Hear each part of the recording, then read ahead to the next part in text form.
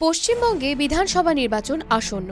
SIR এর কাজ শেষ হওয়ার কয়েকদিনের মধ্যেই ভোট ঘোষণা হওয়ার সম্ভাবনা। 2021-এর বিধানসভা ভোটে তৃণমূলের জয়ের পথে কোনো বাধা ছিল না।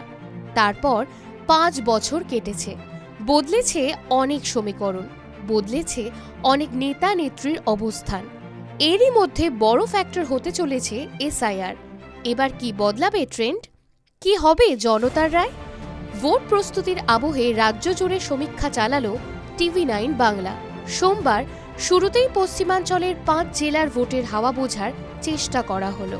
বিভিন্ন জেলা এবং নজর কাড়া কেন্দ্রগুলির জনমতের আভাস পাওয়ার চেষ্টা করা হয়েছে এই সমীক্ষায়।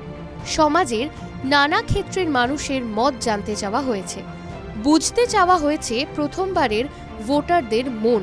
চায়ের আড্ডা, বাসস্ট্যান্ড ও রেল স্টেশনের নিত্যযাত্রীদের সঙ্গে কথা বলেই করা হয়েছে সমীক্ষা।